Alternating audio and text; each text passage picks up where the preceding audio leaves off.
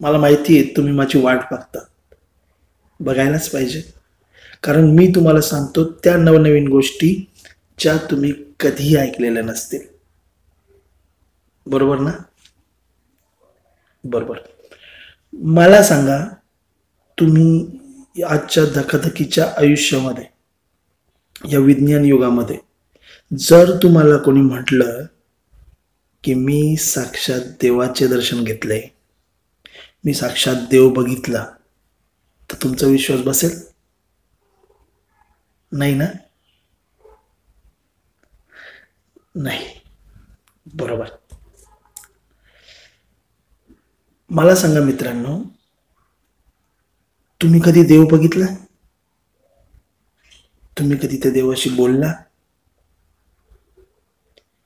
कधी असं झालं की तुम्ही आई बाबांसोबत मंदिरात गेला आणि मंदिरात गेल्यानंतर तुम्हाला तिथे एक मंदिरात मूर्ती दिसते, एक फोटो दिसतो, तर त्या फोटोतून देव म्हणाला तुम्हाला की अरे माझ्या बाळा, तू आलास, मला खूप आनंद झाला, ये ये, मी तुझीच वाट बघत होतो, तू येणार होते हे मला माहिती होतं, ये, बस असा इथे. असं म्हणतो का हो देव? नाही ना? हा, नाही. तर मी तुम्हाला एक अशी भन्नाट गोष्ट सांगणार आहे की ती ऐकल्यानंतर तुम्ही देवाला अनुभवू शकणार, तुम्ही देवाशी बोलू शकणार, तुम्ही देवाशी मैत्री करू शकणार आणि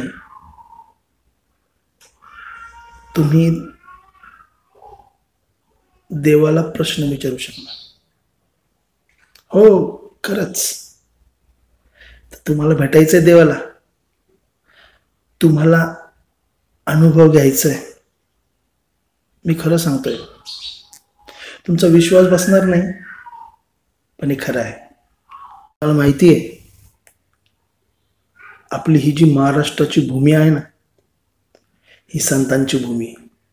इथे अनेक संत होऊन गेले. संतांच्या या भूमीमध्ये अनेक अशी उदाहरणं देता येतील की स्वतः भगवंत आपल्या भक्ताच्या सेवेसाठी, भक्ताच्या भक्तीला प्रसन्न होऊन जमिनीवर, या भूमीवर आले आणि त्यांनी आपल्या भक्ताची सेवा केली. त्यांनी आपल्या भक्तांना आशीर्वाद दिले, त्यांच्यासोबत काही काळ राहिले आणि नंतर वैकुंठात गेल्याच्याही गोष्टी आहेत. खूप सारे चमत्कार संतांनी केले, खूप चांगल्या शिकवणी संतांनी दिल्या. एक थोर संत आपल्या या भूमीवर होऊन गेले आणि ते संत होते संत नामदेव महाराज.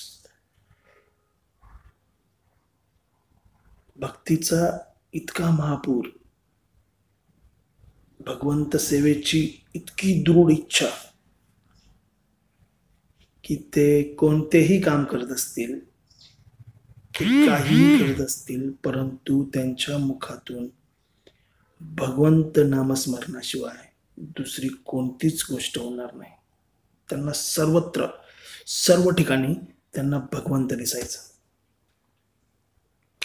अगदी साधं रस्त्याने चालत जाणं असो किंवा विहिरीवर पाणी भरणं असो, काहीही करत असो, त्यांच्या तोंडून फक्त आणि फक्त भगवंताचंच नामघोष असायचा. त्यांच्या समोर येणाऱ्या कोणत्याही गोष्टींना ते देव समजायचे. त्या देवाला त्या गोष्टीमध्ये बघायचे. असेच एक दिवस अंगणात चुलीवर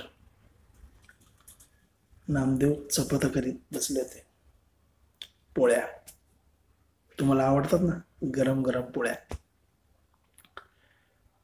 संत नामदेव त्या पोळ्या करत बसले होते. मस्त खरपूस अशा गरम गरम तव्यावर अशा फुगल्या फुगलेल्या पोळ्या ते एका टोपलीमध्ये ठेवत होते. पण तरीही त्यांच्या मुखामध्ये, त्यांच्या तोंडामध्ये, त्यांच्या मनामध्ये त्या पांडुरंग विठ्ठलाची नामस्मरण चालू असायचे, अभंग चालू असायचे. म्हणजे संत नामदेव महाराज हे त्यांच्या दैनंदिन जीवनामध्ये भगवंताच्या नावाशिवाय श्वास देखील घेत नव्हते. भगवंत हा त्यांचा ऑक्सिजन होता. तर त्या गरम गरम पोळ्या त्या टोपल्यामध्ये ठेवत होते.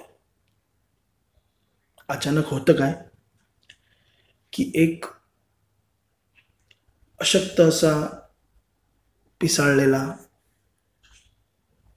घाणीनं माखलेला एक कुत्रा तिथे अचानक येऊन उभा राहतो. त्या कुत्र्याची नजर नामदेवरावांच्या त्या टोपलीवर, त्या पोळीवर पडते आणि ती गरम गरम पोळी, त्या कुत्र्याची लालसा होते की आता ही पोळी आपल्याला खायची आहे. आणि तो झपकन जाऊन त्या टोपलीतली एक पोळी उचलतो आणि पळात सुटतो. आता हे सगळं अचानक झालेलं दृश्य ज्या दिवस नामदेव बघतात,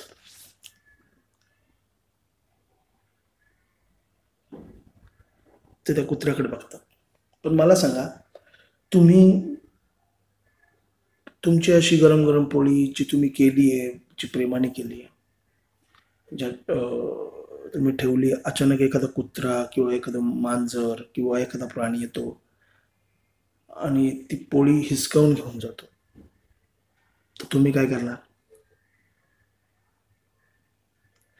तुम्ही एक काठी घेऊन त्या कुत्र्याच्या मागे जाणार, त्याला खूप बदडणार की ए, तू माझी पोळी का घेतलीस, घाणेरडा कुठला, मी तुझे तंगडे तोडून टाकल. तुम्हाला प्रचंड राग येईल आणि त्या रागाच्या भरात तुम्ही नको ते काय करशाल. कारण की आपण खात असलेलं अन्न आजही कोणी येऊन जर का मध्ये त्याच्यात हात टाकला तर आपल्याला प्रचंड राग येतो. येतो ना? येतो. तर नामदेवांना राग नाही आला. रामदेवांनी त्या जाणाऱ्या कुत्र्याकडे पाहून म्हणाले, अरे विठ्ठला, अरे माझ्या पांडुरंगा, इतकी का भूक लागली तुम्हाला?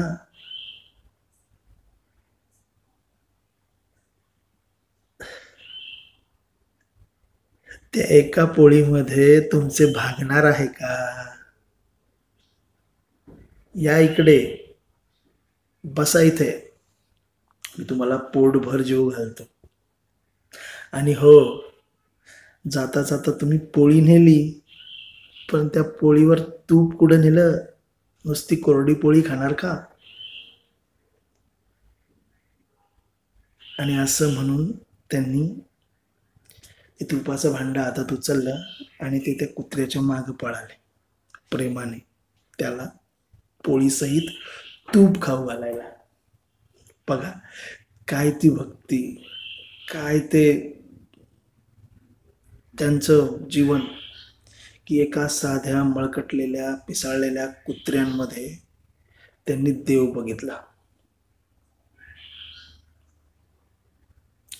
मला सांगा, तुम्ही ह्या सगळ्या घटनेतनं, या सगळ्या गोष्टीतनं तुम्ही काय शिकलात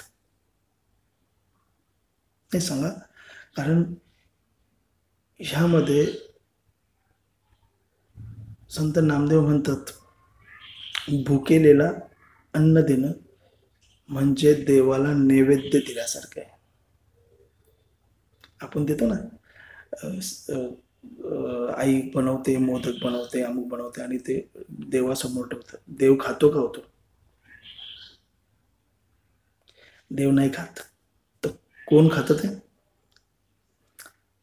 तो नैवेद्य उंदीर मामा येऊन खाईल, मुंग्या खातील, किंवा मग आपण तो नैवेद्य दुसऱ्या दिवशी उचलतो आणि तो आपण त्या गाईला टाकतो. म्हणजेच आपण काय करतो? म्हणजेच आपण तो नैवेद्य एका मुक्या जनावराला, ज्याला की त्याची अन्नाची गरज आहे, त्याला आपण ते अन्न खाऊ घालतो. नामदेवांनी राग नाही केला. त्या कुत्र्यामागे दगड घेऊन नाही लागले. त्यांनी त्याला शिव्या शाप नाही दिला. तर त्यांनी त्या उलट त्याला अतिथी समजलं. अतिथी म्हणजे पाहुणा समजलं, देव समजलं. आणि ते जसं की त्यांच्याकडे पंढरपूरचा विठ्ठल साक्षात जेवण करण्यासाठी आला. पांडुरंग साक्षात त्यांच्या भेटीला आला, अशा हिशोबाने त्यांनी तो तुपाचा डाबा घेऊन त्याच्या पाठीमागं पळत सुटले.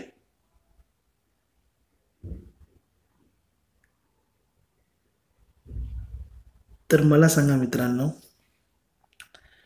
या सगळ्या गोष्टीवरनं नामदेवासोबत त्यांच्या जीवनात ही जी घटना घडली, यातून तुम्ही काय शिकला? यानंतर तुमच्या पुढे एखादा भुकेला, एखादी उपाशी व्यक्ती, प्राणी तुमच्या समोर आला आणि तुमच्यातलं जर त्यांनी काही खायला मागितलं, जे की तुमच्या हिस्स्याचं आहे, तर तुम्ही देणार का? हो. बर. म्हणजे देणार. बर.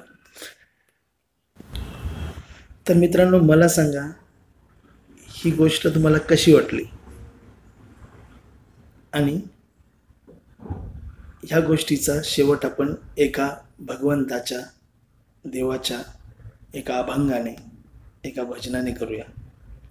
तर तुम्हाला सर्वांना माझ्या मागोमाग म्हणायचं आहे, राम कृष्ण हरी, जय जय राम कृष्ण हरी,